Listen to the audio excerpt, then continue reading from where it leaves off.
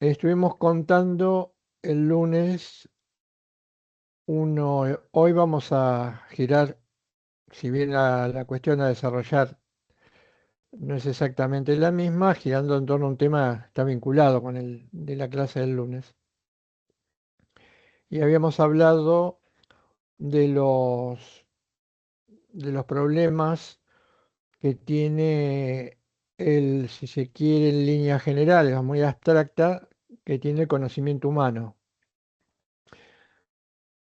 Más allá de ser una cuestión difícil, teórica o intelectualmente válida, es una cuestión que está muy vinculada con la práctica, porque, como dijimos en algún momento, cuando hablamos de ciencia y filosofía, conocer es comprender, o es el punto de partida para comprender y para cerrar el círculo con que va de la comprensión a la decisión. En estos tres movimientos se va a jugar, por supuesto, el hecho de que la decisión sea adecuada o inadecuada y mm, todo lo que puede significar una decisión adecuada, no solo a nivel personal o individual, sino mucho más fundamentalmente a nivel colectivo. Como el conocimiento no es algo que fluya, brote naturalmente, y como ya sabemos por lo contado en la primer clase, el pensar, y en esto está en juego, adecuadamente tampoco es espontáneo, hay que estar prevenido para evitar aquellos inconvenientes que se suman al momento de decidir, al momento de conocer y al momento de llevar la teoría a la práctica. No es un problema que vamos a poder resolver ahora, ni lo que se cuenta es una receta mágica, ni una propuesta mágica. Tenemos 21 siglos más o menos, tenemos 21 siglos de existencia, y esto indica que esos 21 siglos de existencia han estado marcados, llenos de errores y de crisis. Probablemente con el inicio de la modernidad y el impresionante avance de la ciencia también se ha dado un hecho paradójico, que la modernidad inauguró la llamada era de la razón, o la creencia en que la razón del ser humano todo lo podía, y que el último estadio era haber descubierto, como sostenía Kant, que la razón iluminaba el mundo. Inmediatamente y lamentablemente después de esto empezaron a sucederse una innumerable cantidad de desastres. Cuando digo desastres me refiero no solo a conflictos, guerras, muertes, hambrunas, etcétera, etcétera, lo que hizo que se derrumbara rápidamente el endiosamiento de la razón, aunque hay algunos que tratan de sostenerlo, y también apareció la contracara, que es caída de la razón, el intento de endiosar la irracionalidad. Eh, Más allá de entonces, de estas cuestiones, es indudable que si lo que pretendemos es modificar las situaciones que se viven, lo importante es poner el acento en el error. El error fundamental que comete el ser humano, que cometemos permanentemente, desde discusiones de café hasta discusiones académicas, es el caer en el reduccionismo. Como dijimos, es imposible no caer en el reduccionismo por nuestra propia condición falible y limitada, pero, como debería ser regla para todas las actividades humanas, entre caer constantemente en el error y con dificultades acertar en algunas situaciones, hay un rango bastante amplio. No es lo mismo equivocarse constantemente creyendo que se decide adecuadamente que fluctuar en periodos de decisiones adecuadas y otras no tanto. El objetivo sería el segundo. Estamos lejos de alcanzarlo, pero por eso empezamos a trabajar este día de reduccionismo. Vamos a marcar 4 o 5 cosas importantes, pues después tengo que hablar también de algo relacionado con esto. Pero para que quede claro, si es que yo no lo está, este tema que es importantísimo. Este es un tema que no solamente debería darse, no sé si se hace en una facultad de Derecho, debería darse en todos los ámbitos de conocimiento, en todos los niveles y desde las primeras etapas. Desconozco si esto se hace, intuyo, dado los resultados en la práctica y en ciertas sociedades, que está lejos de darse. Decía reduccionismo. Reduccionismo implica que parte de lo que yo considero como válido en el conocimiento y es adecuado, convive con una parte que desconozco o que niego o que no puedo percibir. Si nosotros decimos las lecturas sobre el hombre son reduccionistas, lo que queremos decir es que tanto el individualismo como el colectivismo se apoyaron en datos ciertos, pero también ignoraron, evitaron o no pudieron pensar o intuir otros datos fundamentales.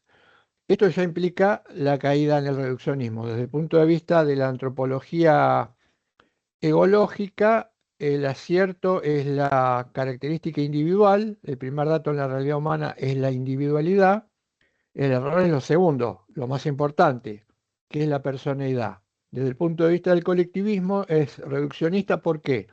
Porque el dato de que los seres humanos nos desarrollamos en grupo es ineludible, desde el nacimiento hasta la muerte. El error es suponer que nuestra propia realidad depende o está anclada o ligada con el ser o formar parte de un todo. Ahí caemos en el reduccionismo. Nuestra propuesta, ¿cómo hacer para evitar que nuestra propuesta en algunas ocasiones no sucumba a esta actitud reductiva? Al final del texto y en la explicación en la clase decíamos lo siguiente: si la búsqueda de verdad es un esfuerzo común, es cierto que todos podemos alcanzar una porción de esa verdad, darnos cuenta de esto e inmediatamente intentar sumarla vía encuentro o diálogo con la de los demás. Sabemos que esto en la práctica, que parece ser sencillo, muy evidente y válido, pocas veces se produce.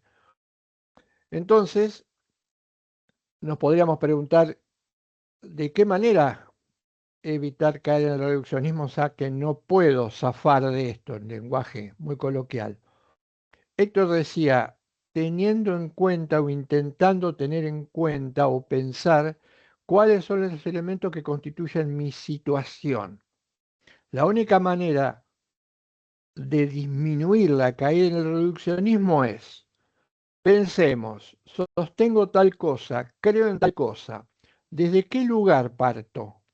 Y ahí empezamos a revisar nuestra propia facticidad, porque, como espero que haya quedado claro, el acceso a determinados objetivos, ideales, fines o motivaciones va a depender siempre, o tiene que depender siempre, o va a estar condicionado por la facticidad que yo tenga. Entonces, esto es sencillo. Si nosotros proponemos una lectura del hombre fundamentalmente apoyada en cuestiones de humanidad, pero también hacemos referencia como sustrato a una convicción muy profunda religiosamente hablando, lo que tenemos que poner en la palestra es esto.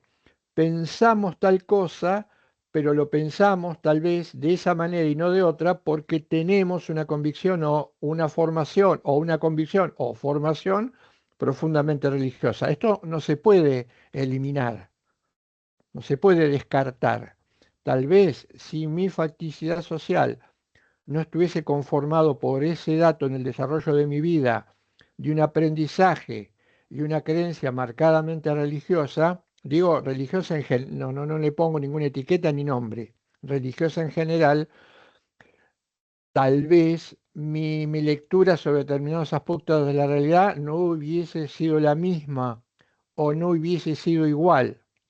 Ahora, yo tengo que convencerme de que mi lectura es de este tipo por este condicionamiento, aunque podría haber sido otro, pero por este condicionamiento, y que tal vez me esté faltando algo.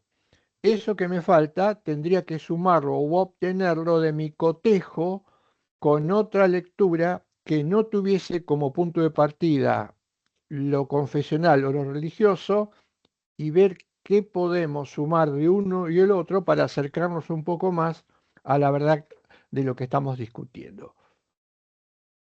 Esto ya de por sí es una tarea bastante difícil. Cohen dice en algún momento en un texto, en su texto Fundamento de Filosofía del Derecho, que es necesario que revisemos nuestros presupuestos o puntos de partida, pero inmediatamente advierte, ojo, ningún ser humano puede tener en claro cuáles son todos sus puntos de partida, es decir, toda la facticidad. Ahora voy a volver sobre esta idea, toda esta facticidad que acumula desde el primer minuto de vida en el mundo y que atesora, va perpetuando, va modificando y va actualizando hasta el último segundo de vida en el planeta. Esto es humanamente imposible. Como decía hoy, ¿cuál sería el deseo, el desideratum? Y que revisemos un poco más nuestros puntos de partida, que tratemos de descubrir con más detalle cuál es nuestra facticidad. ¿Mm? Sobre todo, ¿por qué? Porque mi facticidad pueda que no se parezca en nada ni mínimamente igual a la facticidad de otro. Y acá entra a jugar un factor que enseguida vamos a ver mucho. Hay facticidades positivas y hay facticidades negativas. Y esto hay que conocerlo, esto hay que entenderlo. Hay facticidades positivas y facticidades negativas. Por lo tanto, en un ejercicio, si mi facticidad es positiva, lo primero que tengo que saber es que mi facticidad positiva probablemente no sea ni siquiera menos de la mitad de las facticidades positivas o de las facticidades de otro. Y por el contrario, mi facticidad positiva sea en porcentaje, por poner un número, el 10% de miles o millones de personas que tienen un 70% de facticidad negativa. Y este dato tengo que conocerlo. ¿Por qué tengo que conocerlo? Porque mi lectura va a ser diferente. Mi positividad va a estar de alguna manera condicionando mi visión de la realidad. Sabemos que esto lamentablemente no ocurre. Por el contrario, o por lo contrario, tener en cuenta diferentes facticidades hace que tengamos diferentes posibilidades de contactarnos con diferentes enfoques o diferentes perspectivas. Y, como decíamos en la clase anterior, la facticidad social me va a condicionar, no me va a determinar. Voy a este ejemplo que me olvidé de dar la clase anterior y me parecía muy importante. Y uno puede pensar, está bien, usted habla de la facticidad, pero hay casos de facticidad negativa en donde aparentemente no habría ninguna posibilidad de desarrollo y sin embargo, yo le voy a dar con un ejemplo, perdonen que lo dé, supongo que todos me van a entender, pero por sobre todas las cosas luego, porque soy varón, ah, eso me parece simpático, porque es que suponer eh, que el mejor jugador de fútbol del mundo, Messi, surgió en un ámbito de condicionamiento determinado, todos, las personas que nacen con una condición, en este caso física, que parecía que le impedía convertirse en un jugador profesional, van a alcanzar ese logro. Ese ejemplo es loable, es digno, pero es uno en un millón. Entonces, la supuesta idea de que aún teniendo una facticidad social que nos condicione, podemos ya llegar a ser Messi, inmediatamente nos tenemos que dar cuenta que es esto, uno en un millón. ¿Y esto qué implica? Millones de padres, por ejemplo, intentando convertir a su hijo en situaciones de facticidad negativa en Messi. ¿Lo lograron? ¿Lo van a lograr? Imposible. Messi ha habido uno solo, Maradona ha habido uno solo. Imposible. Ahora, el resultado es la frustración. El resultado es que intentar salir de una facticidad social negativa pensando que yo puedo tener el único boleto entre miles y millones es directamente un desatino. Ahora, esto no es gratuito. Esto no es gratuito. La idea de que todos podemos alcanzar todo lo que querramos, cualquiera sea nuestra situación, y mostrar estos ejemplos emblemáticos, que insisto, y la realidad y las estadísticas no me pueden desmentir, es uno en un millón, oculta otra cosa, oculta el intento de evitar que se descubra el engaño de la meritocracia que tiene que ver con la facticidad. Espero que se haya entendido el ejemplo, creo que es incontrastable, para mí es incontrastable, pero precisamente lo que hace es suponer que aún en las situaciones más desventajosas de las que yo no soy responsable, puedo salir por mí mismo. Y ahí aparece la argumentación que les acabo de contar. Si alguno tiene una estadística que indique que miles de personas en el mundo, en el planeta de hoy, pueden convertir en el ejemplo a su hijo o su hija en un representante de primer nivel con una facticidad social altamente positiva, que me acerquen a alguna estadística. Imposible. No es simplemente el dato de color que puse y el ejemplo, puse lo que hay por detrás de eso. ¿Mm?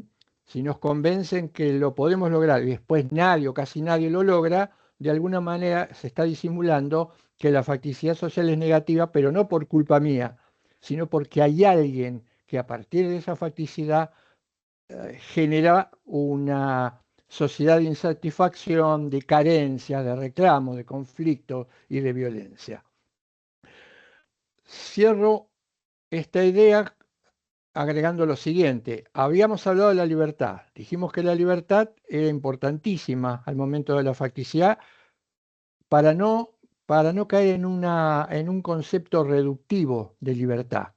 Marina, creo que fue en la clase anterior, ella dijo muy bien, aclaró muy bien, que nos habían enseñado y nos enseñan permanentemente un concepto de libertad que es reductivo. Me he cansado de estudiar, me he cansado de preguntar, y cuando intento que se me explique qué es la libertad, lo primero que se me dice es, para todos aquellos formados en el derecho, y usted sabe que la libertad de uno empieza donde termina o comienza la libertad del otro. Esta, esta expresión, a mi juicio, completamente incoherente, yo ya la tuve que aprender como una verdad revelada cuando estaba estudiando. Lo peor de todo es que todavía lo sigo escuchando, y lo peor de todo es que a veces lo veo en algunos textos, y que muchas veces cuando se pregunta qué nos podés decir o qué pueden decir de la libertad los que están formados como operadores jurídicos, volvemos a esa retaíla o ese cassette. Y la libertad, ¿sabes qué pasa? Que la libertad empieza, el derecho empieza. Yo creo que puntualizo esto. Los filósofos dialógicos decían, hay dos niveles de libertad, entrecomillado, un nivel primario, muy básico, y un nivel de libertad creativa. López Quintás decía, el nivel más básico, primario es la libertad de movimiento. Cuando uno escucha, fui al campo, tengo una mascota, la solté, un perro, y empezó a correr libremente por el terreno. Esa idea de empezó a correr libremente por el terreno, que no puede aplicarse al animal, porque el animal simplemente reacciona conforme al instinto. Si está encerrado no se puede mover, si no está encerrado se mueve, y cuando no tiene estímulo duerme. No se puede aplicar bajo ninguna circunstancia. Lo que pasa es que nosotros antropomorfizamos todas nuestras sensaciones y las transmitimos a los animales equivocadamente. Eso es lo que dice López Quintal. Eso es libertad de movimiento. Pero esa libertad es muy básica. ¿Qué sería libertad de movimiento? Y si tengo todo mi cuerpo en orden y saludable, me levanto y puedo caminar y salir de la habitación. Ahora, eh, la libertad empieza donde termina, implica hacer referencia a este primer ámbito. Pero hay algo más importante, que es la libertad creativa. Si el punto de partida y el cierre de mi libertad es simplemente suponer que esto quiere decir capacidad de movimiento, esto también lo tendría un animal. como dije en el ejemplo, cuando se lo suelta en terreno y cuando está encerrado. Esa libertad creativa tiene que ver, como conté en la clase anterior, con el desarrollo de posibilidades que no puedo llevar adelante si no es con el concurso de los demás. Ahí aparece la libertad creativa, la libertad que genera unidad, la libertad que es el resultado del encuentro, la composibilidad. Bien, y algún dato más sobre dimensiones reductivas del derecho, que después vamos a estudiar cuando contemos nuestro concepto de derecho. Una, una lectura reductiva del derecho consistiría en, ¿se acuerdan cuando les dije en la primera clase o en la segunda, que la realidad se nos aparece, pero como si fuese una realidad brumosa? Es decir, los filósofos dicen, lo que nosotros vemos es el fenómeno. Los griegos ya lo decían, lo que aparece ante nosotros es el fenómeno. Y entonces, si lo que vemos es la dimensión fenoménica de la realidad, quiere decir que apoyando ese fenómeno que nosotros vemos, que es lo que percibimos a través de los sentidos, hay un sustrato, pero que ese sustrato no es algo que se pueda ver, porque si no sería una realidad fenoménica, pero ese sustrato constituye el ser o la esencia de aquello que se aparece o que se muestra como fenómeno. ¿Cuál es el problema del reduccionismo en el derecho? Dejo este dato, que los filósofos del derecho modernos se contentaron o se limitaron a encerrar, intentar encerrar el derecho en su expresión fenoménica. Pero al hacer esto se olvidaron de algo muy importante, Dicit Kelsen, por supuesto. Se olvidaron de pensar en el ser más profundo, en el estrato, en aquello que daba razón de ser al fenómeno como tal. Por eso solo podían percibir la norma, por eso solo perciben la norma positiva. Pero la norma positiva no es más que una manera de manifestación contingente y fenoménica de una realidad que está por detrás y que la soporta, pero que no agota, no se agota en esa expresión normativa. Y ahí va a estar, ahí va a haber que ir a buscar el ser más profundo del derecho. Lamentablemente desperdiciamos todo el siglo XX y mitad y parte del siglo XXI en prestarle atención a un dato contingente y fenoménico del derecho, que es su expresión en normas. El derecho se expresa de muchísimas más maneras, como la vamos a ver, pero el ser norma positiva no agota su realidad como fenómeno fundante.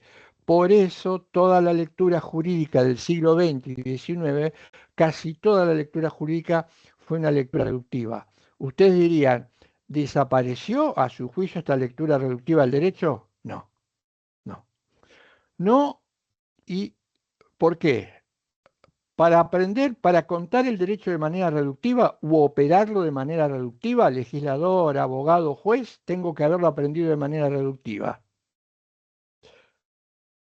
Ya lo dije, enormes generaciones de operadores jurídicos aprendieron el derecho de manera reductiva. Por lo tanto, no podemos esperar otro resultado que no sea acercarse, manipular, maniobrar, pensar, escribir, sostener el derecho de manera reductiva.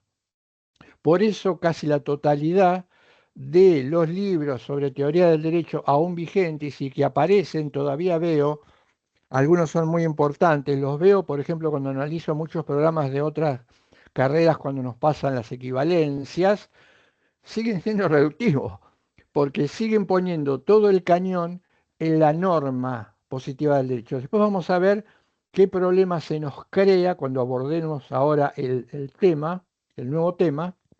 ¿Qué problemas se nos presenta a nosotros, los que estamos aprendiendo al derecho, cuando lo que nos muestran, cuando lo que nos permiten, lo que nos permite acceder a esto no es más que una especie de simple sombra o proyección del derecho? Esto quería entonces contarlo como me parecía los puntos más importantes de lo que habíamos desarrollado en la clase anterior. Hoy usé la palabra facticidad social. que la voy a usar mucho ahora. Expliquemos un poquito mejor qué es esto de la facticidad social, que algunos consideran, Carlos, sí, perdón, no te quisimos interrumpir antes. No te vemos, no sé si tenés la cámara prendida. yo me veo acá, salvo que sea un fenómeno Sí, y nosotros no, justo no recién te puedo ver la imagen. le Está, pregunté a Pau y no te vemos, no sé el resto de los no me chicos. ven, No. qué No, raro, porque yo, tampoco, no lo vemos, ¿no? el profe. Te aviso por las dudas, se escucha bárbaro igual, ¿eh? Si querés seguir No, no esperando. lo Aguárdame, vemos. aguárdame un segundito, aguárdame un segundo, nada más.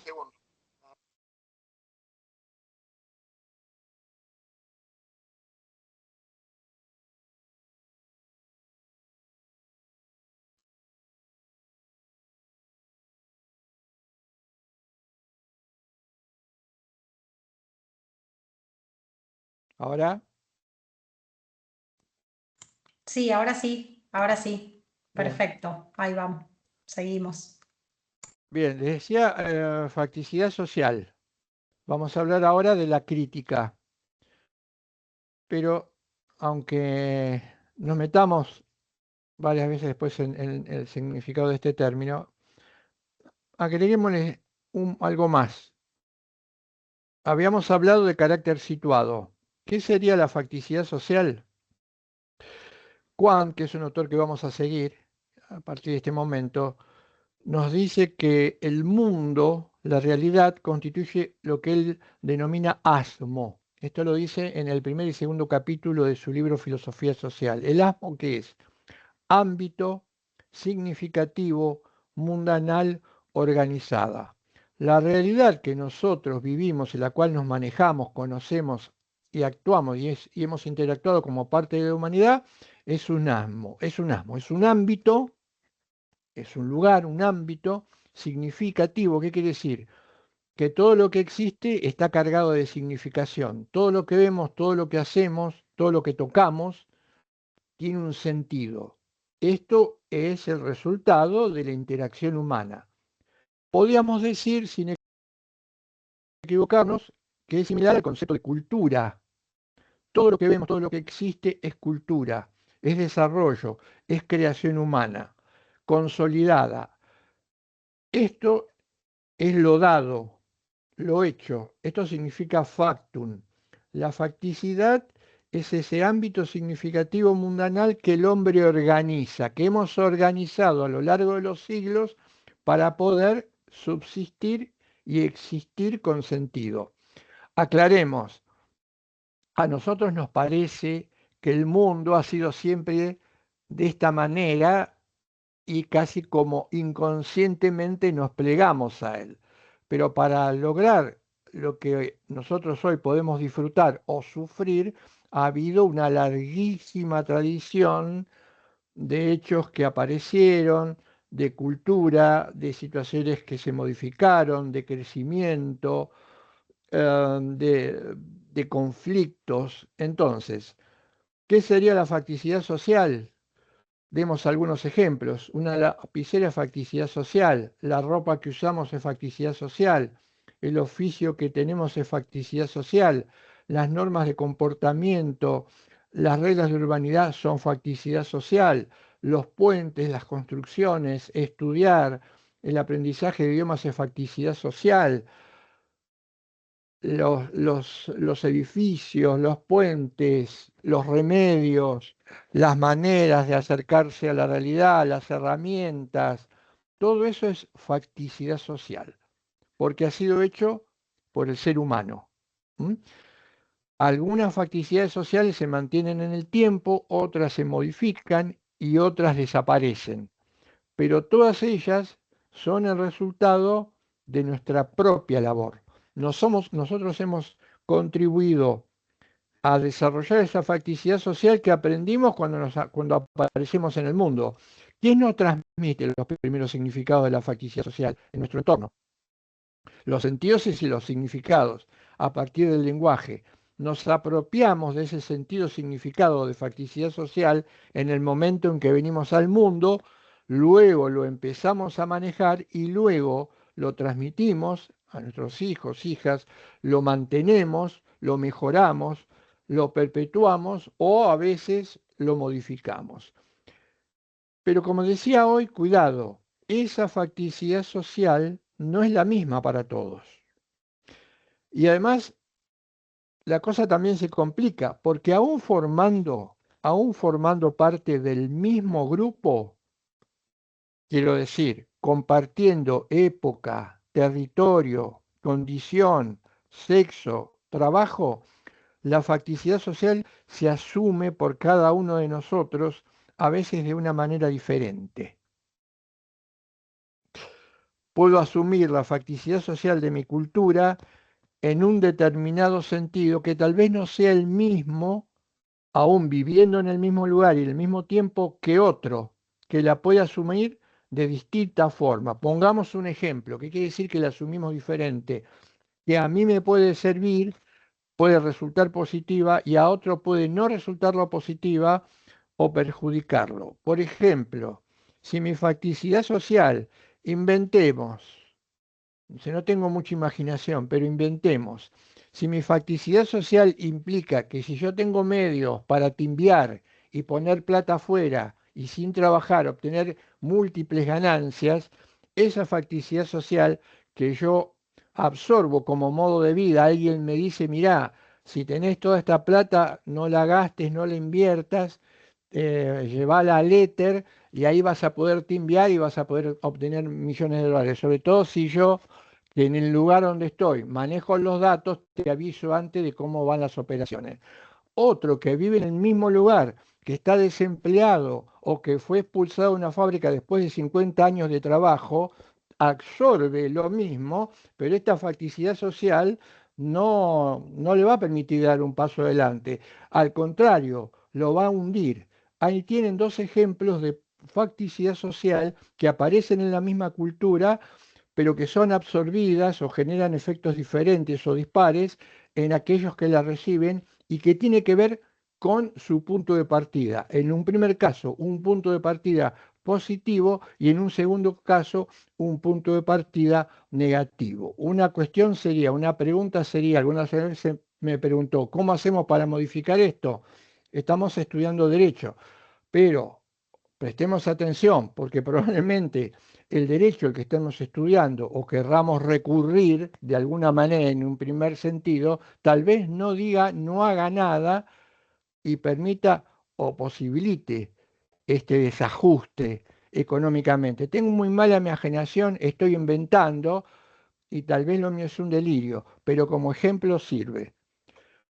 Esto es lo que Esto es lo que significa facticidad social. Bien, vamos a la crítica ahora. Metámonos en el terreno de la crítica. Ya sabemos más o menos qué es facticidad social y por qué nos interesa meternos en el mundo de la crítica. Porque la crítica, dice Kant, es una facultad que el hombre puede desarrollar en gran escala. Puede desarrollar en gran escala. ¿Y qué le permite a la humanidad o qué le ha permitido a la humanidad desarrollar la crítica en gran escala? Y Kant contesta muy sencillamente, formas de progreso. Por, por peor que analicemos el mundo en el que vivimos, no hay ninguna duda que hay mucha diferencia, al menos en satisfacción de necesidades básicas o su posibilidad, entre el siglo XXI, perdón, y el siglo V después de Cristo. Dice, cuando no hay ninguna duda. ¿Qué notamos? Sin exagerar, pero sin retasear, ha habido un progreso humano. Y ese progreso, pongamos un ejemplo muy claro, las vacunas que han permitido que enormes genocidios causados por bacterias que eran incontrolables, con la aparición de la vacuna, pudiesen frenarse. Esto es progreso humano. Y esto es facticidad. El elaborar vacunas, producto cultural, implica incorporar al mundo algo que antes no se tenía, facticidad. ¿Y qué permitieron las vacunas, siendo facticidad social? Progreso. ¿Por qué? Porque la facticidad social tiene como objetivo, dice Kant, el desarrollo de la persona en comunidad. Pero este desarrollo no se produce de manera mágica. La facticidad requiere del toque del ser humano. Y precisamente es con la crítica en donde esta facticidad social, que en algún momento fue negativa, pudo, gracias al pensamiento, acción y reacción del hombre, convertirse en un dato positivo. Entonces, dice Kant, objetivo de la facticidad social, permitir el desarrollo o el progreso integral de todas las personas. Este es el objetivo. Ahora, ahora, y por eso es necesario entender la crítica. Como no se produce de manera automática, también puede ocurrir, ha ocurrido y ocurrió que la facticidad social, en vez de permitir el progreso del ser humano, lo oprima. Cuando digo lo oprima, no me estoy refiriendo exclusivamente a una situación individual, me estoy refiriendo más que nada a una cultura. ¿Una cultura puede ser oprimida por su facticidad social? Sí, por supuesto. Ejemplos en la historia hay habido y sobran, lamentablemente. ¿Qué implica que esa facticidad social oprima? Y la facticidad social, ¿qué implica? Que las personas mueran, que las personas sangren, que las personas requieran transfusiones y se mueran porque no alcanzan los hospitales, que estén heridas, que las baleen. ¿Esto implica opresión? No. Hasta el siglo XVIII, siglo XIX se suponía que la violencia, el daño, estaba ligado a la muerte, al daño de la otra persona. Me refiero daño en el sentido físico. Por ejemplo, a una persona golpeada, a una persona herida, a una persona baleada, producto o resultado de una esquila de granada. Se suponía que el daño, una sociedad estaba dañada cuando pasaba esto. Alguien, alguien con muy buen tino dijo, no, no, cuidado, una sociedad puede sufrir sus integrantes estar siendo dañados, aunque no se derrame una sola gota. Y ahí es donde aparece la famosísima noción de opresión estructural. Una sociedad puede sufrir ser oprimida aunque no derrame una sola gota de sangre. ¿En qué circunstancias lo que bajos o bajo qué circunstancias? Cuando la estructura social impide el desarrollo de todos y cada uno de los sujetos que allí conviven. Porque el progreso es para todos y cada uno de los desarrollos de los sujetos que allí conviven. No es para unos sí y para otros no. Porque además, y si recuerdan lo que dije en la clase anterior, y esto lo sostiene también Juan en el capítulo primero, esta lectura o este modo de ser puede ser ideológico. ¿Qué implica que puede ser ideológico? Y recuerden el tercer concepto que di de ideología en términos filosóficos. Alguien cree en algo de manera ideológica cuando eso que cree no es el resultado de la fuerza interna de su convicción y él no lo sabe, sino que adhiere de muy buena gana porque coincide con su propio interés práctico. Volvamos a ese ejemplo de ciencia ficción que di hace unos minutos. Imagínense que si a alguien le dicen, todos estos miles de dólares que tenés los podés quintuplicar en el éter con estos datos y que te van a beneficiar y a vos y a cinco más, y fíjate, y yo le voy a decir, pero esto puede pasar, ¿es cierto esto? ¿Qué fundamento tiene? Y esta persona te va a decir, no, no, por supuesto, tiene un fundamento. Fíjate, va, ve la cuenta, hoy 1 millón de dólares, mañana con ese 2 o 3 días con ese dato, 80 millones de dólares. Y lo demás lo ignoran. Armoniza con su propio interés práctico, que es aumentar hasta la esquizofrenia, la tasa de ganancia. ¿Cómo no voy a creer algo que se corresponde con mis propios deseos? Enriquecerme a costa de los demás. Lo creo, pero como si fuera una verdad revelada. Pero esa creencia, aunque piense que lo creo porque tiene un fundamento, es ideológica. Está apoyándose en un interés práctico que yo con otros pocos compartimos. Dice Juan, ¿cómo se logra esto? ¿Cómo se logró en la historia de la humanidad? A partir de las ideas. Una situación de facto es débil. Una situación de facto es débil. Una situación de iure es muy difícil de modificar.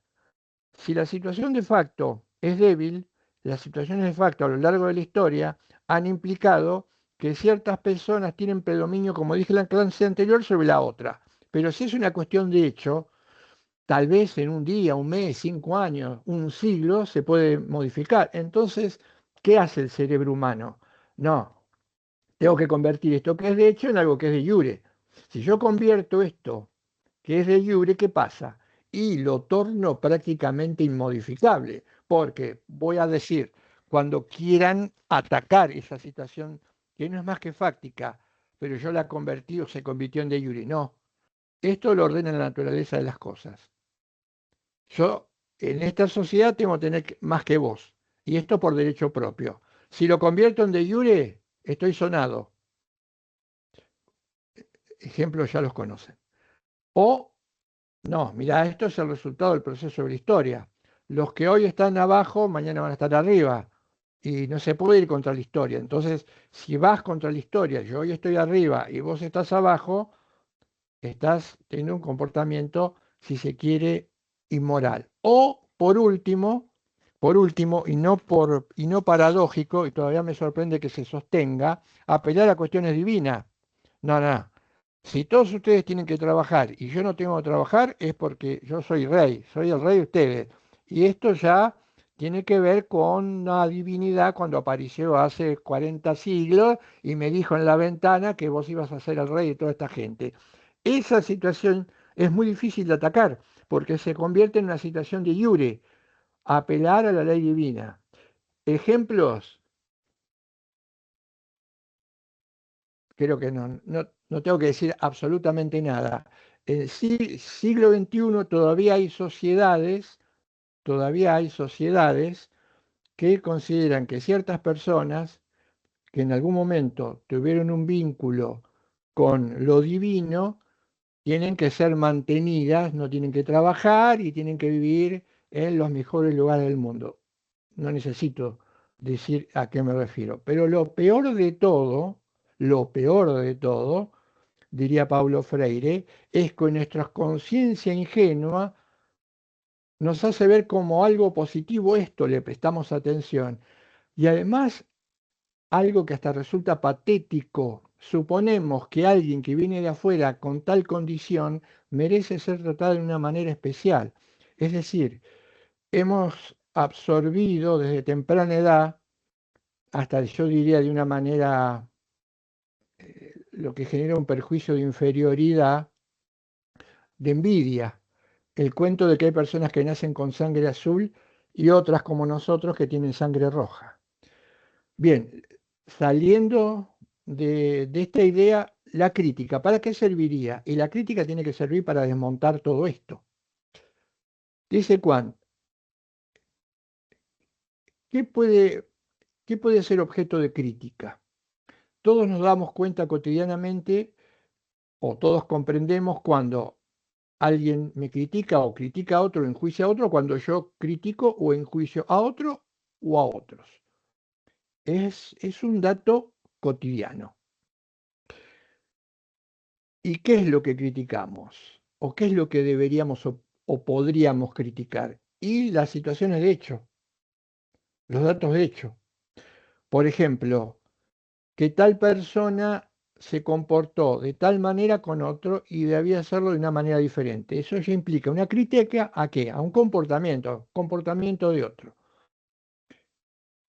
Y hay algo más que podría ser objeto de crítica, porque acá estamos hablando de personas. Las cosas, dice Juan, pueden ser objeto de crítica. Y él agrega, dice, no, una cosa no puede ser objeto de crítica. Por ejemplo, él dice, un fenómeno natural no puede ser objeto de crítica. ¿Por qué no puede ser objeto de crítica?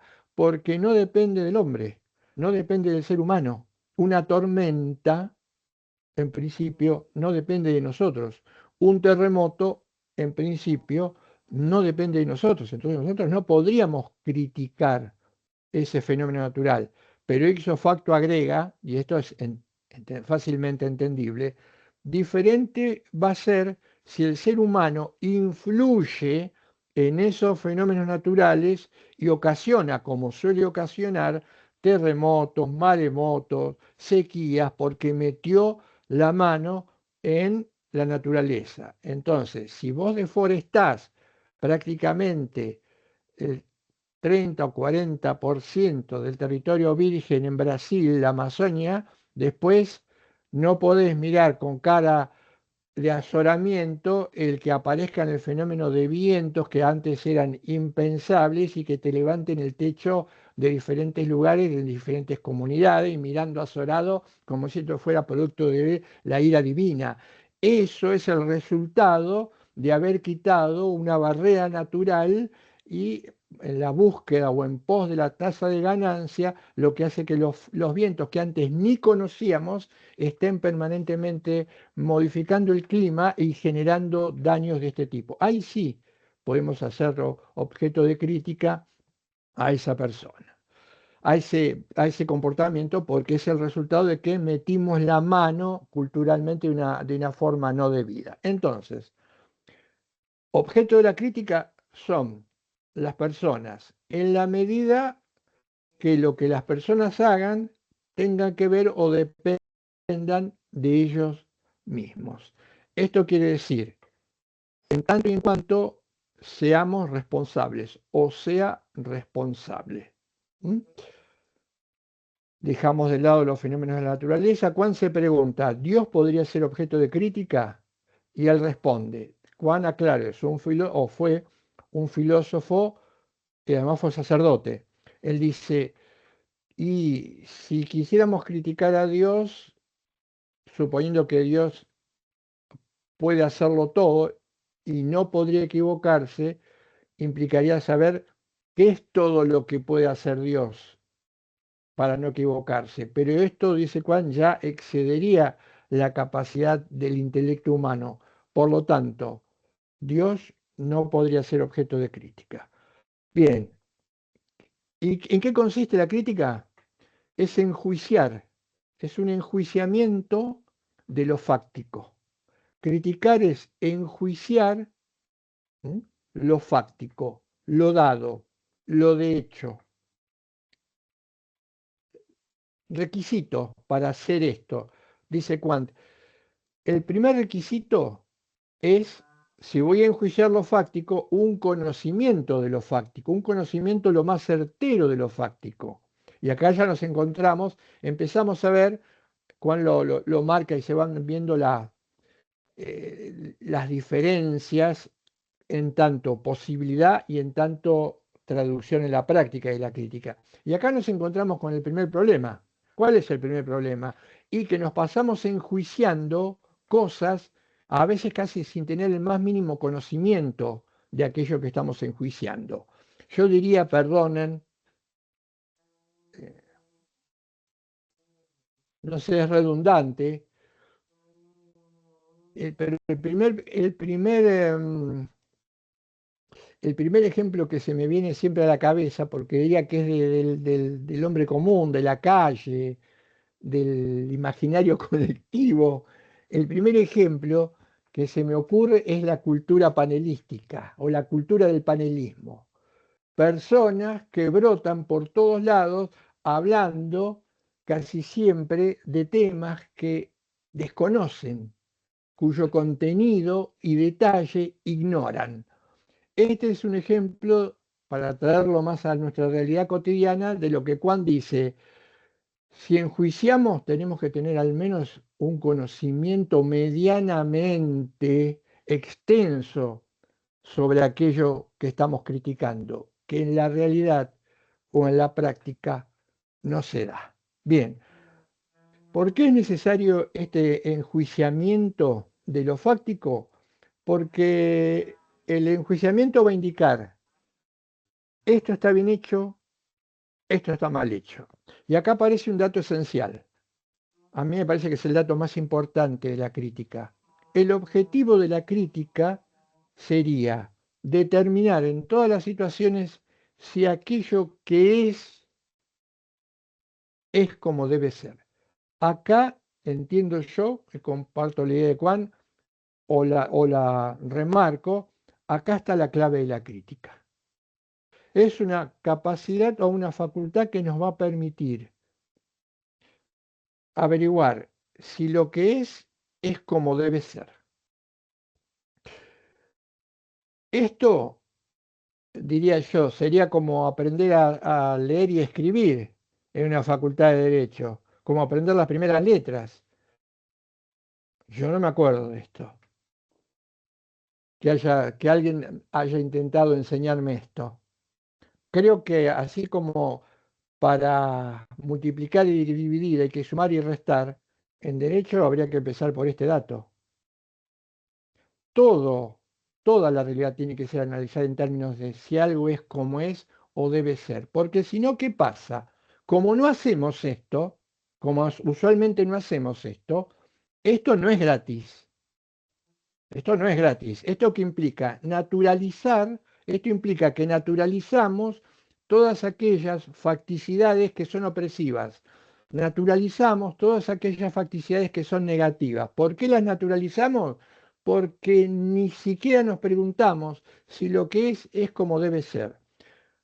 Por el contrario, por el contrario, hay un error congénito que se multiplica, sobre todo a esto ayudan los medios de comunicación, que es el siguiente, que es un sinsentido, que es suponer que si algo es como es y lleva mucho tiempo siendo de esta manera, esto significa que así debe ser. Si no, lo repito, si no se entiende. El sentido común, entrecomillado, nos suele decir lo siguiente, cuando alguien dice, esto no debe ser así.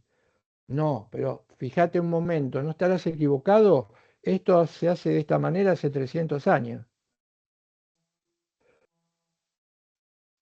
Diría con Bayón, un filósofo español, mm, tenemos que modificar esta idea, porque de hecho, porque de hecho hay legalidades y hay estructuras irracionales con las que compartimos o vivimos cotidianamente de hace más de un siglo que no son como deberían ser, porque nos ha vencido la inercia, la conciencia no crítica y la naturalización. Por eso es que seguimos sosteniendo estructuras e instituciones de hace 3 siglos y suponiendo que 3 siglos de existencia sacan chapa de validez y de legitimidad, dice Bayón. Y así sostenemos las más grandes irracionalidades de carácter estructural. Porque en cuanto indaguemos si es como debe ser, vamos a descubrir que este dato no se produce. Enjuiciamiento, entonces, de lo que es, ¿a la luz de qué? ¿Cuál es el criterio para enjuiciar? Y acá viene el segundo dato importantísimo. Pensemos esto. Pone el siguiente ejemplo, Juan. Él dice, los chicos o las chicas, desde su más temprana edad, eh, con el paso de los años, uno va perdiendo memoria de épocas pasadas, pero no al punto de perder la memoria de los primeros años de vida. Y tiene razón cuando él dice lo siguiente, ya desde de la vida más temprana, chicos y chicas se critican unos a otros. Por ejemplo, uno piensa, mirá qué lerdo que es este para hacer tal cosa, o piensa, mirá qué tonto que no puede resolver una cuenta 2 más 2 estando en primero o segundo grado, o fíjate este qué perezoso es. Ahora, Juan dice, hay que prestarle atención a este dato. ¿Por qué hay que prestarle atención a este dato? Porque esto implica que ya desde la más temprana edad criticamos. Pero lo interesante, que es lo que agrega él, es cómo se produce esa crítica. Y esa crítica se produce porque de alguna manera, ya en ese estadio de la vida, hay algo que nos dice que mi compañerito no tiene que llorar porque está mal. O que mi compañerita tiene que ayudar y no robarme los útiles porque está mal. Pero, dice Kant, Si se le preguntara a un niño o una niña el motivo de por qué él considera, estamos hablando siempre porque resalta más en términos negativos, no, seguramente no, no podrían hacerlo, tendría enormes dificultades para explicar por qué él interpreta que lo que está haciendo el otro es bueno o malo. Adultos, ¿qué hacemos los adultos? Los adultos hacemos lo mismo. Cuando yo digo, esto está mal hecho, eso significa que de alguna forma yo parto para hacer esa crítica de un dato. Y ese dato se supone que es que algo me dice cómo tendría que haber sido hecho. Bien, dice Juan, esto, ¿cómo se llama? Esto se llama norma. Dice Juan, criticar sobre la base de algo que me parece que está mal es suponer que tengo dentro mío cómo debe hacerse. Eso se llama norma. Sobre esa norma en juicio y digo, esto está bien hecho o esto está mal hecho. Volvemos a la situación anterior. También nos va a resultar muy difícil transmitir o decir rápidamente la norma sobre la que yo enjuicio el comportamiento de fulano es esta. Seguro, pero de hecho lo hacemos. Si no, no podríamos criticar. Dice Juan, si esta norma no estuviese presente cuando enjuiciamos a otro, la crítica tampoco existiría. Entonces nos vamos acercando cada vez más al significado más profundo de la crítica. Dijimos enjuiciamiento de lo fáctico, la clave para enjuiciar es la norma. Ahora, dice él, preguntémonos lo siguiente, ¿qué alcance tiene esta norma? ¿Qué fuerza tiene esta norma? Que está presente, aunque cada uno de nosotros no lo sepa, cuando critica a otro, bien o mal. Juan dice, al hacer la crítica, nosotros damos por supuesto que lo que yo digo como crítica vale, tiene validez o lo que Juan denomina la norma es intersubjetiva. Si yo critico a alguien, estoy suponiendo o estoy dando por descontado que lo que digo es válido para los demás. Es decir, si los demás me escuchan, me tendrían que dar la razón. Tendrían que tomar como válido lo que yo digo. O cuando critico, doy por sentado que lo que critico como mi verdad vale para todo. Podríamos hacernos la siguiente pregunta. No hay alguien, no hay personas que dicen, a veces dicen, no existe una verdad universal. ¿Por qué no existe una verdad universal? No, no existe una verdad universal y si yo digo algo o enjuicio algo, eso tiene valor solamente para mí. Dice Juan, esto es imposible, es pragmáticamente inconsistente, pero además dice falso. Es falso. ¿Por qué? Porque si yo digo no existe la verdad universal, ya estoy afirmando que lo que yo digo es válido para todos. Entonces, más allá de esta contradicción, Juan dice, el enjuiciamiento implica considerar en todas las cosas a las normas como intersubjetivas. Pero él agrega, si alguien pensara que la norma es válida para él mismo, lo que tendría que hacer o lo que debería hacer es no criticar nunca bajo ninguna forma y bajo ningún aspecto. Y nosotros, por eso dije que esto es inconsistente pragmáticamente, nosotros a esto lo hacemos constantemente. Damos por presupuesta la validez de aquello que enjuiciamos, es decir, consideramos que nuestro juicio es correcto o es el adecuado. Un dato más de la crítica, dice él. Entonces, criticar implicaría enjuiciar a alguien, vamos por lo que es más claro, por el ejemplo por la negativa, porque no se comporta como yo creo que tendría que comportarse. Y acá hay otro dato a tener en cuenta, porque Juan dice, cuidado, cuando yo critico a alguien, la crítica no se apoya en que yo considero que está actuando mal porque esperaba que actuara de una manera determinada y lo hace de otra. Dice Juan, esto no tiene fundamento. Si la crítica fuera que todos los demás hagan lo que yo espero de los otros, esto sería imposible de ser realizado en la práctica. Pero esto no habilita una práctica. Inventemos, si yo estoy en una situación económica difícil y le pido a alguien al que no conozco circunstancialmente, que resuelva mi situación de indigencia, y el otro por diferentes motivos, primero porque no me conoce y segundo porque ayudarme a mí que no me conoce pondría en peligro la situación de aquellos que sí conoce, por ejemplo, de su familia, me va a decir, no, no puedo. ¿Qué vamos a hacer? Seguramente lo vamos a criticar. Pero dice Juan, esta crítica no va a tener fundamento. Yo solo podría criticar al otro si el otro está, presten atención, está obligado a realizar el comportamiento que yo le pido, no porque hace algo que yo no espero y esperaba otra cosa.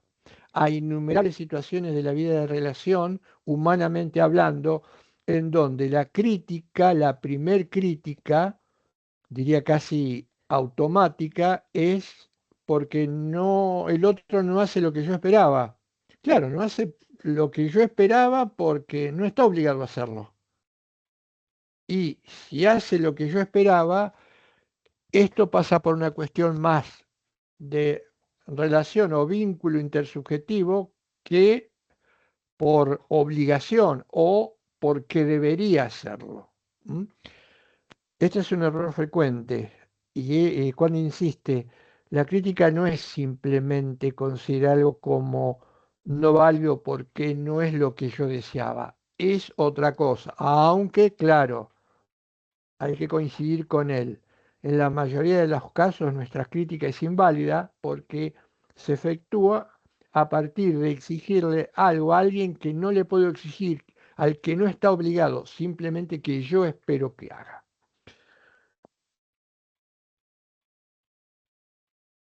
Entonces, tenemos enjuiciamiento, fáctico, norma, la norma aparece como intersubjetiva y el otro tiene que estar obligado para que la crítica pueda ser, para que pueda ser realmente efectiva. Pero falta un dato más. ¿Qué implica enjuiciar?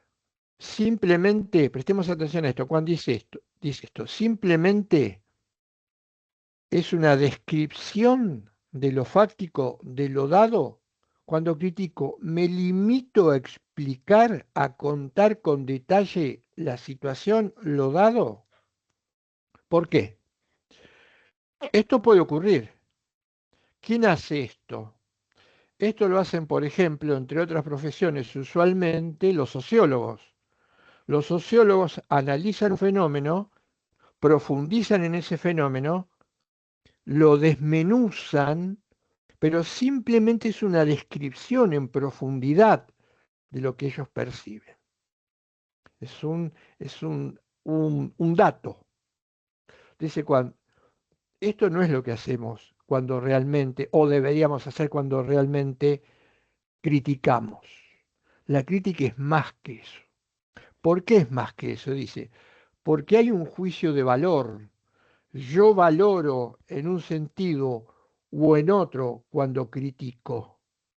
No me limito a una descripción, no me limito a agotar lo que es. No, la crítica implica que lo que es se ha sometido a un juicio de valor. El juicio de valor me va a indicar si lo que es como debe ser. Pongamos un rango de críticas que hacemos habitualmente. Determinamos si esto es útil o inútil. Determinamos si esto es justo o injusto. Determinamos si esto es verdadero o falso. Cerremos el abanico. Ya si manejáramos esta, sería todo un logro. Eso es la crítica, pero esto implica un juicio de valor. Usualmente, este juicio de valor se ve truncado. ¿Por qué? Porque nosotros creemos que criticar es simplemente exponer, explicar la situación y que la sola explicitación del dato ya juegue como crítica. Y veamos el ejemplo en el derecho, al que hice alusión hoy. Esto va a quedar muy claro en el ejemplo en el derecho. Hablamos de la ciencia jurídica.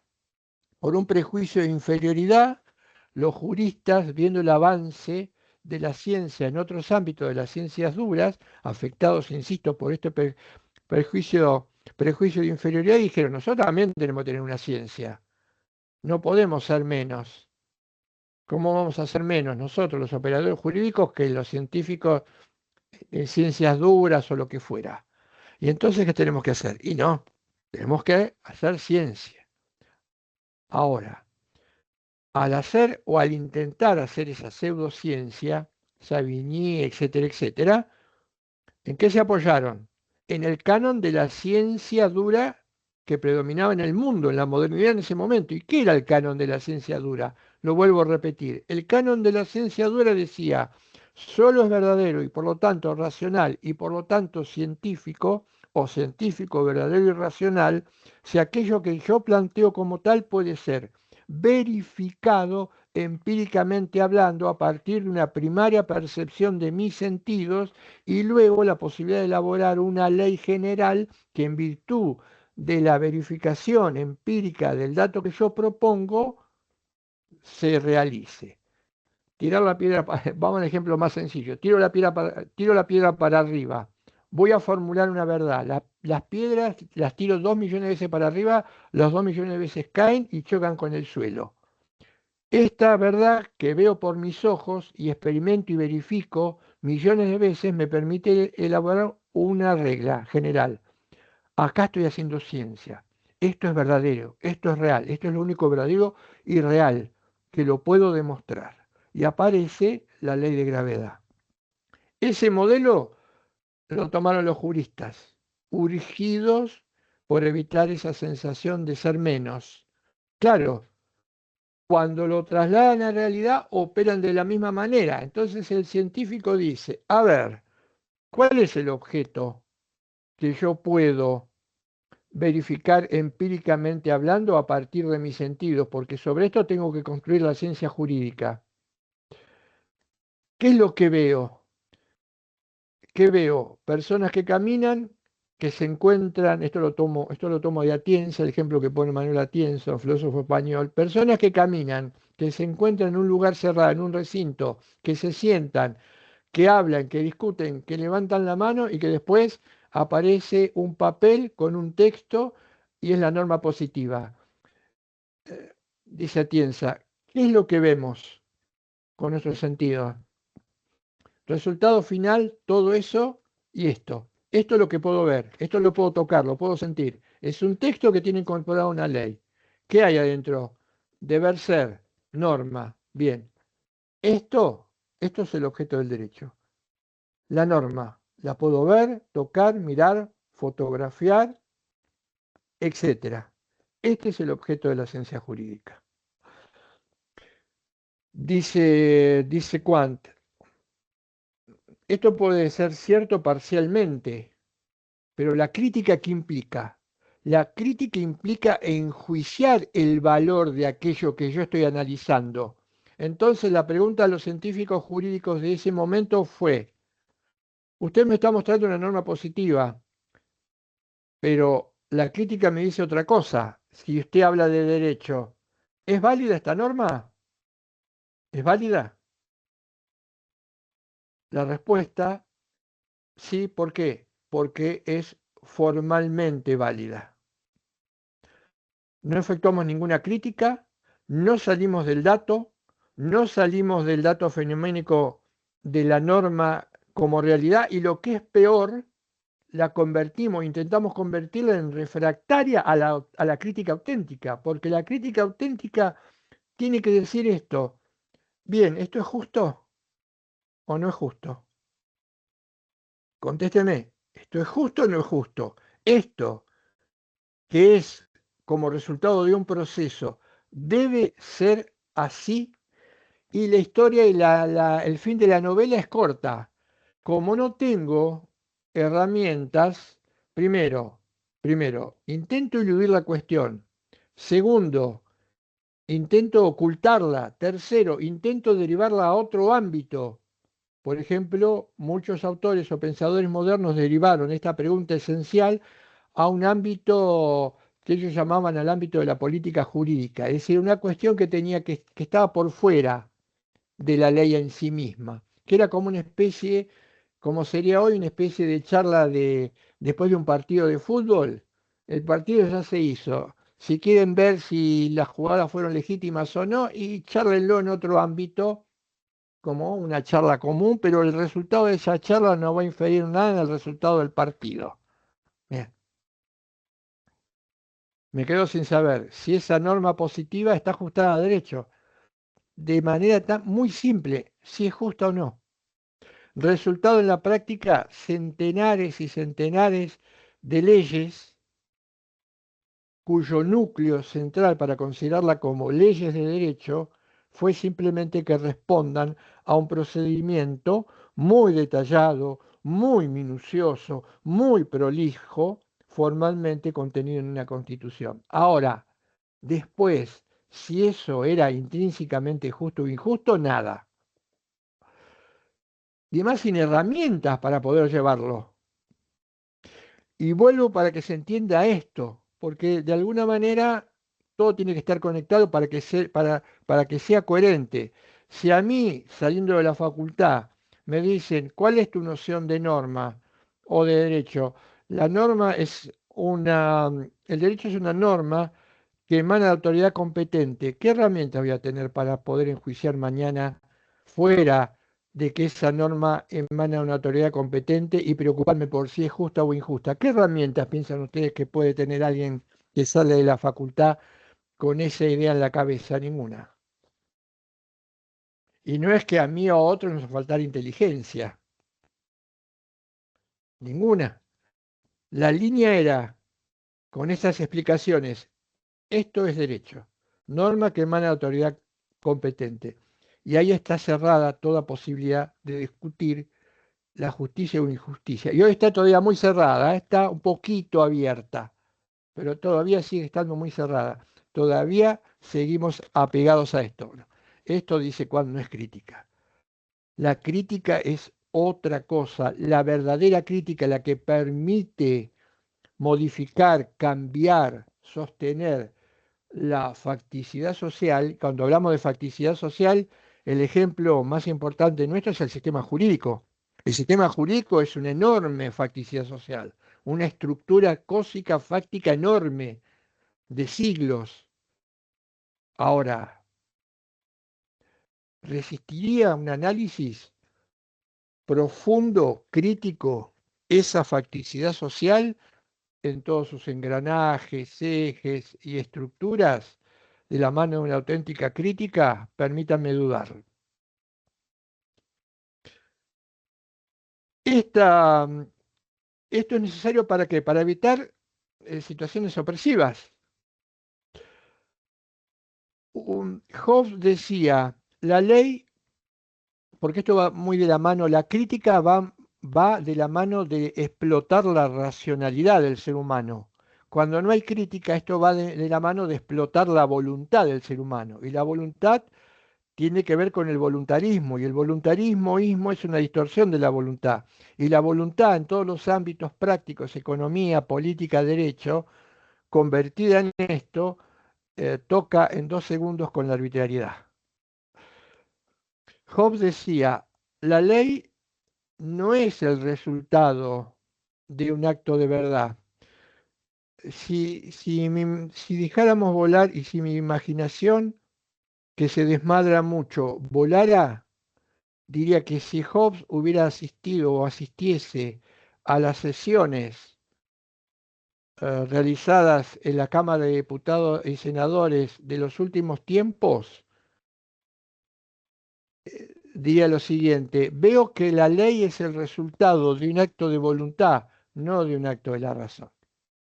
Y esto lo dijo Hobbes hace 2 siglos atrás.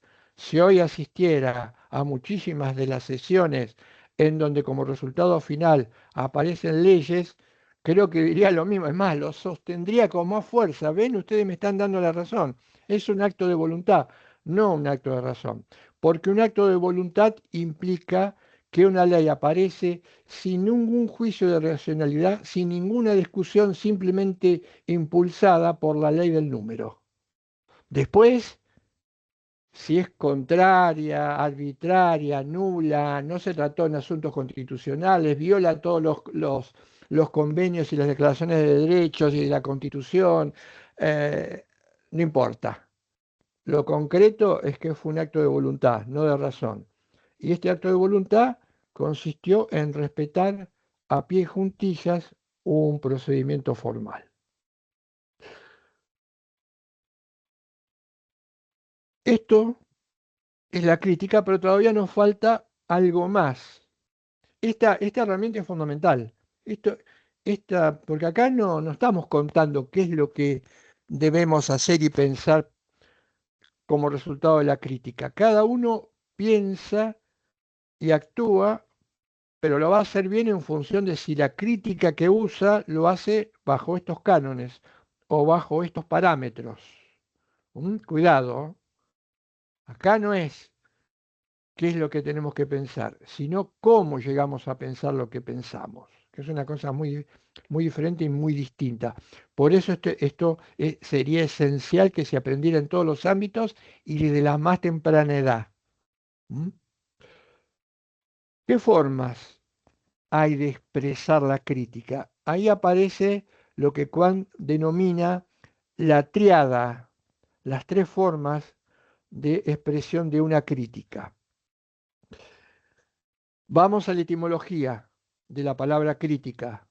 La etimología viene del griego krinein, que significa distinguir, separar. Etimológicamente, y la etimología es muy importante, clave en toda palabra, krinein. Distingo, separo. ¿Qué hago con la crítica? Distingo, como dije hoy, lo útil de lo inútil, lo justo de lo injusto, lo verdadero de lo falso, lo necesario de lo contingente. Esta es la etimología de la crítica. Bien, siendo así, ¿de qué manera o cómo expresamos nuestra crítica?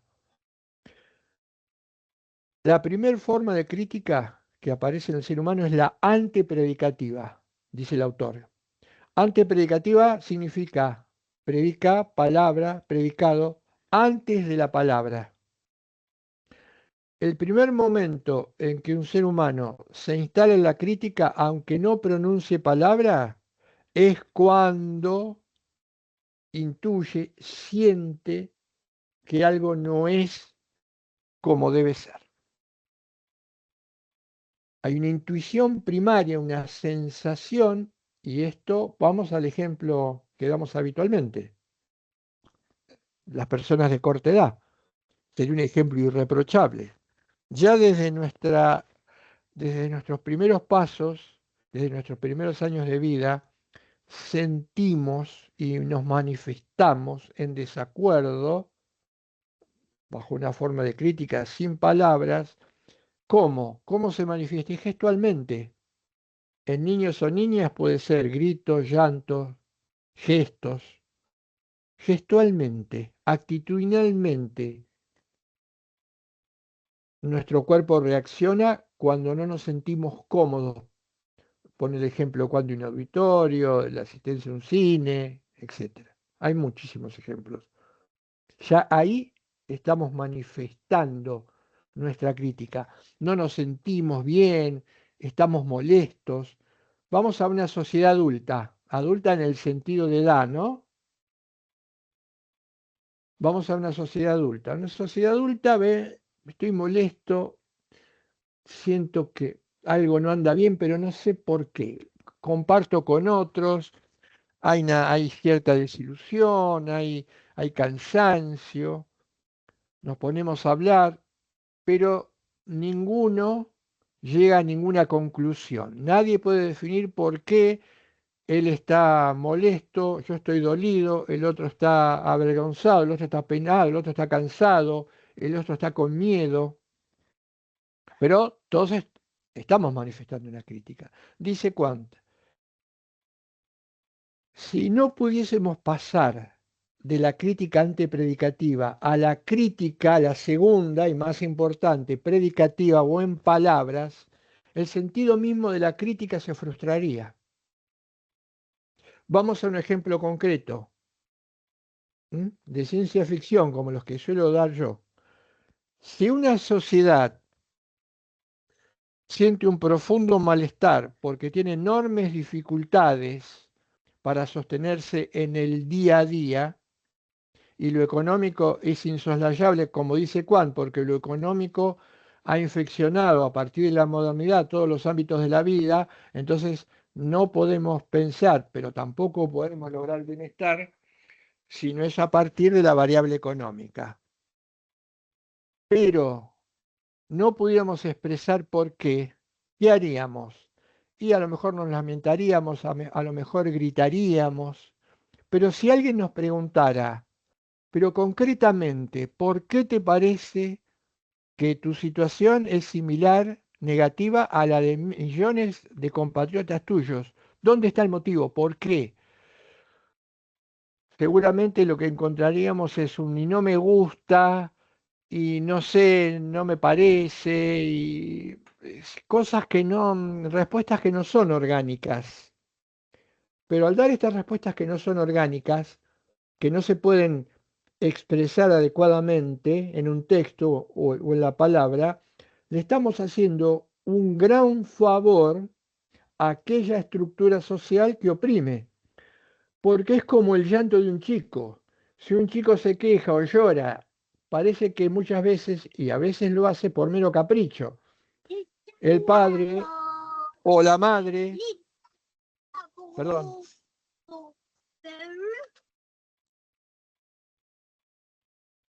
sí, no entendí. Había un micrófono abierto, no entendí el sonido. Sí, ahí lo apagué, un micrófono abierto, ya lo cerré. Bien.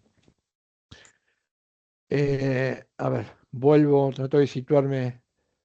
eh, no, es como un chico caprichoso, no se le presta atención. Además, si alguien nos consulta, che, pero tus hijos o tus hijas se quejan constantemente, sí, pero no saben por qué, es la moda, es la onda, es el mero capricho. Si me explicaran bien por qué se quejan, pensaría.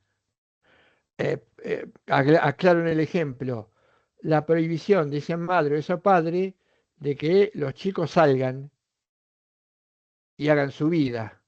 Claro, eh, si hacemos esto nos resulta mucho más cómodo, porque primero, si los chicos no son capaces de decirnos, mirá, papá o mamá, lo que me estás haciendo es me estás quitando autonomía, eh, eh, eh, me estás viendo como un objeto, ya soy casi mayor de edad, no puedo tomar mis propias decisiones, tengo que hacer lo que querés, tengo que incorporar mi imagen del mundo. Claro, si alguien nos hiciera un planteo de este tipo, esto nos pondría en un lugar muy incómodo. Esto nos pone en un lugar muy incómodo. Por supuesto, si nos pone en un lugar muy incómodo, probablemente lo que hagamos es rechazar el pedido, gritarles y decirles que son imberbes, que no tienen razón, porque soy incapaz de dar una respuesta racional.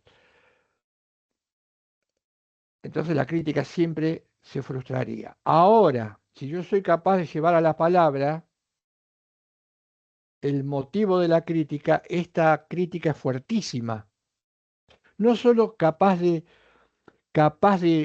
hilar un discurso que explique por qué no me parece que está bien, sino que ese discurso se pueda transmitir, porque hay dos vectores en una sociedad como la actual.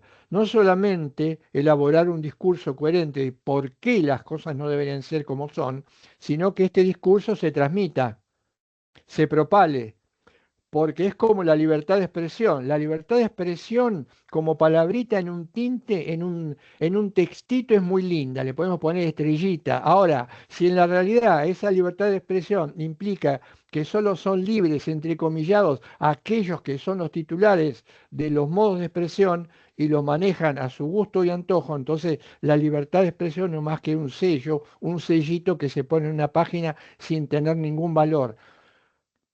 pero esto parece, nos asombra o no sabemos por qué, o suponemos que tenemos libertad de expresión, pero la libertad de expresión hoy se paga y en la vida los derechos, las potestades, las facultades no pueden ser materia de todo pago. La vida no es una entidad privada a la que yo tengo para poder subsistir día a día, terminar pagando todo lo que constituye mi vida, hasta el oxígeno y el agua. Estamos cerca.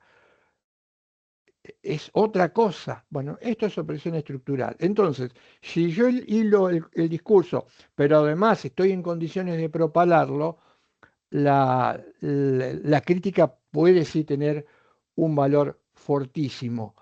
Nos quejamos por esto, nos quejamos porque se generó una situación, una situación de escasez que no se tenía.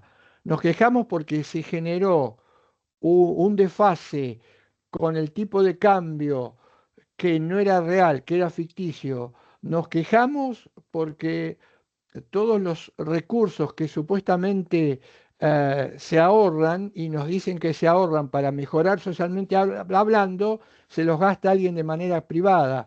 Nos quejamos esto argumentado, y lo hay, y bien pensado y discutido, vuelvo al ejemplo de los datos, etcétera, etcétera, etcétera, ponen en una situación incómoda de la manera en que se pueda transmitir esto. Y además implican el conocimiento, una comunidad que puede transmitir una crítica que es adecuada, crece, amplía su verdad, puede defenderse mejor.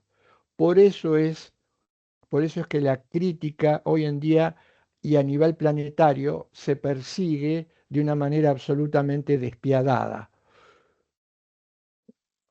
Pero ahí está la fuerza de la crítica. Y el último nivel es la crítica científica. Dice Kant, una crítica científica cuando no solamente eh, explico, detallo, enjuicio, discurro, sino que genero un lenguaje diferente al lenguaje natural. Nosotros nos manejamos con lenguaje natural, por eso nos entendemos. Un lenguaje diferente, distinto. ¿Por qué? Porque quiero profundizar en un aspecto, en un solo aspecto o dimensión de la realidad. Pero quiero profundizar tanto que ya no me alcanza el lenguaje natural. Y entonces creo un lenguaje especial. Y aparece lo que podríamos denominar lenguaje técnico o lenguaje científico. Y esto debería pasar también en el derecho. Ustedes saben, ya lo saben, que el derecho no se maneja con el lenguaje natural, se maneja con un lenguaje técnico, un lenguaje científico. ¿Por qué esto? Porque se pretende convertir al derecho en una herramienta para una crítica científica, es decir, una crítica mucho más profunda, especializada sobre un determinado ámbito de la realidad. Pero para hacer esto no me puedo seguir manejando con el lenguaje natural con el cual converso en el lugar donde trabajo con mis compañeros de trabajo. Necesito un lenguaje específico, científico. Ahora, a nosotros nos falta la otra parte. Nosotros tenemos un lenguaje técnico, sí, sofisticado, no inventado, sino copiado, traducido, plagiado del primer mundo, pero nos falta la parte más importante, que es la crítica. Esta crítica implica que ese lenguaje científico nos indique, ni más ni menos, si algo es como debe ser. Insisto, si algo es justo, no injusto. Estos tres niveles son los niveles que nosotros conocemos o son conocidos por la crítica. O sea, volviendo entonces el limpio, ¿para qué nos sirve? ¿Para qué nos sirve? Para progresar. ¿Para progresar de qué manera? Para que el progreso sea de cada uno y de todos los que formamos parte del planeta. Para esto tiene que servir la crítica. Pero en la realidad, en la práctica, esta crítica no funciona o no puede desarrollarse. ¿Por qué? Porque no somos capaces de pensar, de descubrir aquello que hace que no nos podamos sentir satisfechos, que no le encontremos el sentido a la vida. ¿Mm? Un ser humano está en el planeta y a diferencia de los animales, toda la vida de un ser humano se juega en no solo descubrir los significados de lo que lo rodea, sino de que la existencia tiene un sentido. Si enorme cantidad de personas, millones de personas, no le encuentran sentido a su existencia, ya sabemos múltiples motivos por los cuales una cultura podría no encontrarle un sentido a su existencia. Por ejemplo, si es perseguida y es muerta y aniquilada por centenares de bombardeos constantes. Es muy difícil que una cultura como la Palestina, los palestinos de carne y hueso, que mueren todos los días por hambrunas, persecución, guerra, bombas, etcétera, le encuentren un sentido a la existencia. Acá hay un déficit. Y si no nos queremos hacer cargo de ese déficit porque estamos muy anclados en el derecho local, vamos a descubrir después también que a nosotros también nos encuentra muchas veces, nos resulta difícil encontrarle un sentido a nuestra existencia. Pensemos en lo siguiente: hemos creado a nivel mundial o planetario un sistema de reglas que se supone, no ya a nivel local, sino transnacional, pueden arreglar esto. Pero claro, ahí viene el otro problema. ¿Qué hacen los organismos a nivel mundial que deberían utilizar reglas producto del consenso a nivel mundial planetario para evitar que todos estos desequilibrios aparezcan? Puse el ejemplo de Palestina porque no es el único, no es el más fuerte, pero sí es casi constante. Nosotros también y para América Latina podríamos ponernos como ejemplo de eso, ¿no? ¿Qué hace el derecho a nivel internacional? ¿Qué hace el derecho a nivel internacional? ¿Qué puede hacer? Y entonces, con los años, descubrí lo siguiente. Cuando estudiaba Derecho Internacional Público y con toda toda la ornamentación y los nombres largos de la Declaración de Derechos, qué bien, el marco y la paz mundial, descubrí algo. No porque sea demasiado inteligente, descubrí algo. Dije, si el derecho internacional aboca a un derecho que tiene como objetivo la armonía social a nivel planetario o a nivel mundial, ¿por qué no pasa ni mínimamente lo que traduce? Y llegué a la siguiente conclusión o pretensión de verdad. Todos estos organismos y estas declaraciones no dejan de ser inoperantes, o van a ser inoperantes, o van a estar viciadas. ¿Por qué? Porque precisamente todo ese enorme conjunto de reglas elaborado para frenar a un determinado sector del planeta que se impone en todos los lugares donde el ser humano existe, tiene la facultad de negar, de vetar o de no cumplir esas reglas. Y me acuerdo que lo debo haber pensado, me están cargando, me están cargando. Es como si yo dijera, miren, vengan todos a mi casa, vengan todos a mi casa, no se preocupen, van a comer, lo voy a tratar bien.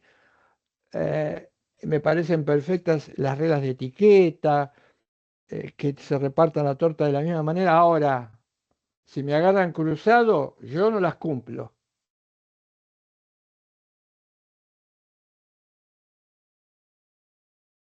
¿De qué sirve? Es como un contrato leonino. ¿Estuvieron los contratos leoninos? Es como un contrato leonino. Fijamos todas las cláusulas, pero cuidado, para que yo tengo una cláusula en la que me reservo no respetar nada de lo que está en el contrato. Eso está si yo no me equivoco, que alguien me desmienta, así está el derecho internacional, así opera la ONU y así opera la OEA. Si a alguien le parece que estoy equivocado, que me desmienta. la ONU, la OEA y todos los organismos de derecho internacional bailan alrededor de la principal potencia mundial que se ha dedicado a exterminar el mundo en los últimos siglos.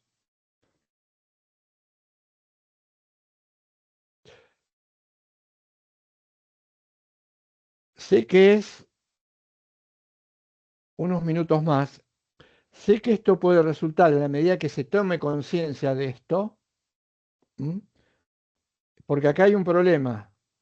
Las víctimas muchísimas veces no se dan cuenta de que son víctimas.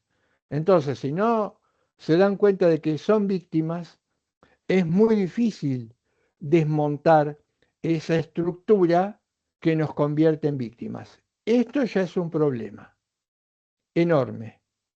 Esa falta de conciencia, como dije hoy, que se puede ver a la ideología y se puede ver también a que mi facticidad social es positiva. El individualismo introdujo un mal que es muy difícil de sacarse de encima, que es lo siguiente: si a vos te va muy bien, si sos uno de los 10 que te va muy bien en el mundo, ¿para qué te vas a molestar? Te va a importar lo demás. Lo demás no existe. Mi facticidad es la facticidad que yo imagino, no me molesto, debe reinar en todo el mundo. Bien, desmontado este primer problema, es descorazonante. Yo voy a contar algo, porque mi intención no es... eh, sería como la canción, ¿no? Nunca es triste la realidad lo que no tiene remedio. Yo le cambiaría algo. Que la realidad sea así no implica que no tenga remedio, porque la crítica indica que la realidad es así porque nosotros contribuimos a que sea así. Muchas veces, y esto es lo más difícil de modificar, no dándonos cuenta que somos víctimas. Pero mi enseñanza de estas herramientas y del derecho, eh, creo por una cuestión de honestidad intelectual, que para hablar del derecho hay que hablar del contexto, y el contexto es este. Lamentablemente, mal que nos pese, este es nuestro contexto. Para hablar del derecho hay que vincularlo con el contexto, porque si no estamos haciendo estamos haciendo un análisis de laboratorio en un edificio alejado de la ciudad, que no sale del laboratorio, ¿no? Donde todo es muy lindo, muy alambicado, las reglas son de colores. Decía, hace muchos años, con esto cierro la clase, si no hay alguna pregunta, duda u objeción. Leí, estaba casi terminando la carrera y eh, me comentan de un texto muy importante, yo ya había pasado los penales, de un autor que en su momento era profesor en esa facultad en la que yo estaba, pero que iba muy poco, generalmente iba por distancia a tomar examen. Para mí un desconocido. Me recomendaron, me aconsejaron, bueno, lo voy a leer, ¿qué pierdo? Este autor se llamaba Eugenio Zaffaroni, se llama Eugenio Zaffaroni. Me pongo a leer el texto de Eugenio Zaffaroni y eh, lo tengo grabado de esta manera porque muy pocos textos, casi ningún otro me ocasionó lo que este texto me ocasionó. Cada página que leía era como un mazazo. ¿Pero por qué? Después me di cuenta por qué era como un mazazo. Porque Zaffaroni me estaba contando algo que usualmente no se contaba y algo que usualmente yo, en mi facticidad social, ignoraba completamente. Mi radar estaba lejísimo de eso. Y algo, una realidad que no me hubiese imaginado en mis peores de los sueños que existía. ¿Qué me estaba contando Zaffaroni que otros no habían contado de una manera absolutamente descarnada? Él me estaba contando el funcionamiento del sistema estatal penal, cómo funcionaba en la realidad el sistema penal. Pero ahí también me di cuenta de otra cosa. Cuando me enseñaban penal, no me enseñaban derecho penal, me enseñaban el sistema penal. Y hay una enorme diferencia, tan grande como suponer que son lo mismo, el chino que el colombiano.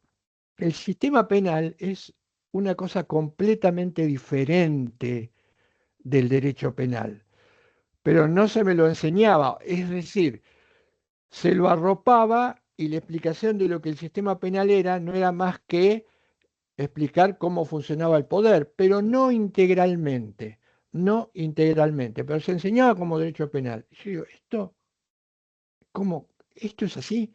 ¿El sistema funciona así? ¿Las agencias de seguridad hacen esto? Y sí, las agencias de seguridad funcionan así, las agencias de seguridad, y hablo en presente, hacen esto y el sistema penal es esto. Y cuando uno lo conoce en profundidad, la sensación, el desconocimiento es total, es absoluto. Pensé, ¿por qué? Y tal vez porque lo que me estaban contando como derecho era otra cosa, era una fantasía que no tenía ningún punto de contacto con la realidad y no tiene ningún punto de contacto con la realidad. Ahora, tal vez haya cosas de las que todavía no me dé cuenta, porque insisto, el principal obstáculo que tenemos los seres humanos en nuestros problemas o con nuestros problemas es que somos víctimas y no nos damos cuenta de ello. Tal vez todavía siga siendo víctima y no me doy cuenta de ello de algunas situaciones, pero el avance ha sido bastante importante porque todo esto no lo tenía en cuenta ni lo podría haber tenido en cuenta cuando me recibí y egresé de la facultad. Creo que la lucha por el derecho, más allá de aprender o no aprender, etcétera, etcétera, es descubrir la naturalización de todas aquellas cosas que nos afectan en el día a día y cotidianamente, cada uno, cada cultura con su propia facticidad. Eso, eso, eso es el punto de partida para que el derecho pueda ser lo que debería ser, para que el derecho pueda ser lo que debería ser. Ese es ese es el punto de partida. Em, ¿Por qué las naturalizaciones se mantienen y por qué el derecho no las puede eliminar? Si me permiten, voy a cerrar con un ejemplo que duele mucho y que es cotidiano, pero que a veces se sostiene porque las propias víctimas no se dan cuenta. Si una mujer es golpeada, si una mujer es oprimida, o si a una mujer, sin tocársele un cabello, se la maneja violentamente, por ejemplo, con medios económicos, y esto pasa o puede ocurrir, también uno, y esto es de ahí mi desazón, puede descubrir en conversación con estas mujeres que avalan ese comportamiento, lo naturalizan. Bueno, yo me equivoqué. Bueno, él tiene razón.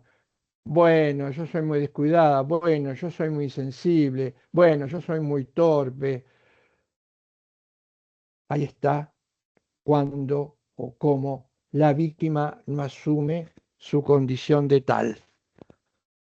Pero esto puede impedir desmontar completamente situaciones, y esto es lo que nos pasa, como las situaciones de violencia de género, porque no, me voy a expresar bien, porque muchísimas mujeres en condición de víctima no detectan su condición. Este ejemplo pueden trasladarlo a la dimensión que quieran. Bien, con esto entonces cerramos esta explicación sobre facticidad, reduccionismo y el nuevo tema que tiene que ver con la crítica. A mi juicio,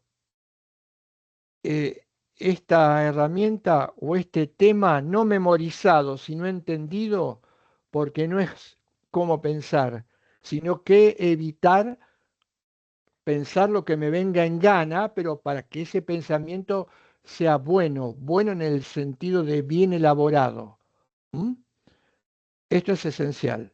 Yo haría jugar, mi sueño es, haría jugar toda la preparación, intentando que el que se forma en el derecho aprendiera esto, aunque esto llevase 5 o 6 años.